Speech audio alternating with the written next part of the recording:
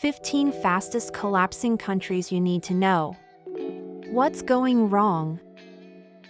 The world is changing faster than ever before, and while some countries innovate and thrive, others are veering towards rapid collapse. Political unrest, economic instability, social disintegration, and environmental challenges are driving some nations to the brink of failure. In this video, we'll examine the 15 fastest collapsing countries, analyze what's causing their downfall, and explore how these struggles ripple across the globe. This isn't just a list, it's a deep dive into the fragility of nations and what it means for all of us. Before we begin, let's clarify what qualifies a country as collapsing. A collapsing country exhibits severe instability across three key dimensions: political governance, economic foundations, and societal structures. These nations struggle to maintain basic public services, enforce laws, or uphold public safety. Many face rising inequalities, widespread corruption, or persistent violence. The consequences often lead to humanitarian crises, including refugee displacement, severe poverty, or even state failure. Our selection of these 15 countries is based on data from the Fragile States Index, current geopolitical developments, and observable trends in national decline. Each case tells a unique story of what happens when systems fail, and why the world should care. State collapses don't happen in a vacuum. Over the last few decades, escalating global challenges have created the perfect storm, pushing fragile countries closer to disaster. Economic shocks like recessions, currency collapses, or crippling debts often leave nations unable to sustain themselves. Then there's climate change, which intensifies disasters like droughts, floods, and food shortages. Add internal corruption, ethnic tensions, or geopolitical conflicts, and you have a dangerous mix with devastating effects. But what makes these failing states everyone's problem? A collapsing country rarely exists in isolation, like a domino falling. Its failure impacts surrounding regions and global systems. Refugee crises spill across borders, extremist groups find breeding grounds in chaos, and regions become destabilized. As we explore the following countries, consider how each case affects not just the people within, but the world at large. Once known as Africa's breadbasket, Zimbabwe is now infamous for its rampant political corruption and economic mismanagement.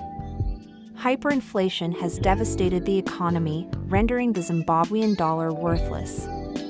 Basic services like healthcare and education have deteriorated, and political leaders routinely suppress dissent. Widespread poverty, combined with a history of ineffective governance, cements Zimbabwe's place on this list. Zimbabwe, a legacy of economic mismanagement. What's going wrong? Hyperinflation and economic mismanagement dating back to Mugabe's regime, corruption and lack of reforms under the current government, and frequent droughts affecting agricultural output. Key implications: rising poverty and unemployment rates, and growing reliance on international loans and aid. Venezuela sits atop the world's largest oil reserves, yet its people face one of the worst humanitarian crises ever seen. Years of mismanagement, U.S. sanctions, and over-reliance on oil exports have led to economic freefall. Inflation rates spiral out of control, leaving citizens unable to afford basic necessities. Millions have fled the country, straining resources of neighboring nations like Colombia and Brazil. Venezuela, the oil curse. What's going wrong? Over-reliance on oil exports, mismanagement of resources by successive governments, and hyperinflation exceeding millions of %. Key implications: humanitarian crisis with mass migration to neighboring countries and basic goods like medicine and food in short supply. Haiti has long battled poverty and instability, and the devastating 2010 earthquake only accelerated the country's decline. Political leaders have often been unable or unwilling to address systemic issues like lack of infrastructure and rampant crime. Gang violence dominates daily life, and environmental disasters regularly compound the suffering. International aid is present but struggles to provide meaningful, long-term solutions. Haiti, chronic instability, what's going wrong? Rampant gang violence controls much of the capital, ineffective governance and natural disasters, and economic stagnation worsened by political assassinations, e.g., President Moise in 2021. Key implications: high emigration rates and deteriorating living conditions. Following the military coup in 2021, Myanmar has descended into political chaos and civil unrest. Protests have been met with military violence, disenfranchising citizens and leading to countless casualties. Ethnic minorities, like the Rohingya, face ongoing persecution, creating one of the most complex humanitarian crises in Southeast Asia. Myanmar, military rules grip, what's going wrong? Military coup in 2021 ousted a democratically elected government, widespread protests and violent crackdowns, and ethnic conflicts causing internal displacement. Key implications: declining foreign investment, and isolation from global organizations like ASEAN. Yemen is synonymous with humanitarian catastrophe. The country's civil war involves domestic factions and foreign powers, including Saudi Arabia and Iran. Massive food shortages mean famine is an everyday reality for millions. Coupled with weak governance and dependency on international aid, Yemen represents an alarming picture of state collapse. After more than a decade of civil war, Syria's infrastructure is virtually gone, and its population has been decimated by violence, poverty, and displacement. The Assad regime holds on to power, but with little capacity to rebuild. Economic sanctions and ongoing conflict leave Syria trapped in a vicious cycle of suffering. Syria, a nation in ruins, what's going wrong? Over a decade of civil war since 2011, leading to massive destruction, regime survival dependent on foreign actors, Russia, Iran, and economic collapse due to sanctions, war, and currency devaluation. Key implications: millions of refugees and internally displaced people in cities and infrastructure left in ruins. Once hailed as the Paris of the Middle East, Lebanon is now facing economic collapse. A banking crisis wiped out citizens' savings, leaving millions in poverty. Political gridlock has paralyzed governance, while the devastating 2020 Beirut port explosion exposed just how fragile its institutions were. Lebanon's future remains precarious as living conditions worsen. Lebanon, financial and political breakdown, what's going wrong? Hyperinflation and banking sector collapse, political gridlock exacerbated by corruption, aftermath of the Beirut port explosion, 2020, and dependency on imports but inability to secure foreign currency reserves. Key implications: mass exodus of skilled professionals and increasing poverty rates. Since the Taliban's return to power in 2021, Afghanistan's situation has spiraled. The Taliban's governance has been marked by human rights abuses and regressive societal policies, particularly against women.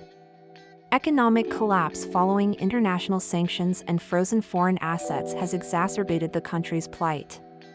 Severe food shortages and medical crises now define daily life for millions. Afghanistan, a post-withdrawal quagmire, what's going wrong? Collapse of the democratic government following U.S. withdrawal in 2021, Taliban rule leading to isolation from international communities, and financial institutions on the brink due to frozen foreign reserves. Key implications: rights, especially for women, severely restricted, and economy largely dependent on informal and illicit activities. Sudan is once again plunging into chaos after months of escalating conflict between factions of its military junta. Citizens live in fear as violence takes over urban and rural regions alike. The country's economy, already fragile, is further strained by widespread instability. Refugees are pouring into neighboring countries, deepening regional turmoil. Sudan, endless conflicts, what's going wrong? Military coups and ethnic clashes, economic devastation after the secession of South Sudan in 2011, and loss of oil revenues, and recent fighting between rival military factions in 2023. Key Key implications: spiraling famine and displacement, and humanitarian aid is insufficient. Somalia tops this list due to its continued inability to overcome systemic issues that plague the nation. Decades of conflict, weakened governance, and a resilient yet dangerous insurgency from terrorist group Al-Shabaab create a volatile landscape. Climate change intensifies droughts, driving both food insecurity and competition over scarce resources. Despite international assistance, progress remains insurmountably slow. Somalia, governance vacuum. What's going wrong? Al-Shabaab insurgency remains a significant threat, weak government institutions unable to provide basic services, and chronic drought and famine exacerbate instability. Key implications: dependency on international aid, and prolonged cycles of poverty and conflict. Democratic Republic of Congo, resource-rich but struggling. What's going wrong? Endless cycles of conflict driven by control of natural resources, e.g., cobalt, gold, weak governance and widespread corruption, and human rights abuses by armed groups. Key implications: wealth disparities despite resource abundance and fragile infrastructure inhibits growth. Ethiopia, ethnic tensions boiling over. What's going wrong? Ongoing conflict in Tigray since 2020, with massive human rights violations, ethnic federalism exacerbating tensions between regions, and famine caused by war and climate change. Key implications: fragile peace agreements, and humanitarian aid blocked in war zones. North Korea, isolation and starvation. What's going wrong? Strict isolationist policies under a totalitarian regime, severe sanctions limit access to global markets, and chronic food shortages exacerbated by natural disasters. Key implications: persistent malnutrition among citizens, lack of transparency makes international aid difficult.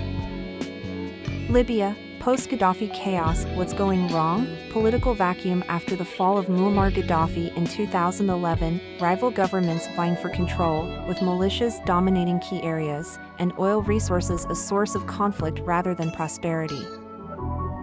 Key implications: inability to hold democratic elections, and mass migration across the Mediterranean as citizens flee instability.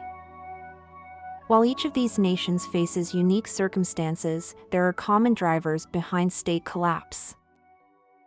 Political failures, weak institutions, authoritarian regimes, and corruption prevent governments from effectively leading their citizens. Without accountability or proper policymaking, systems implode from within.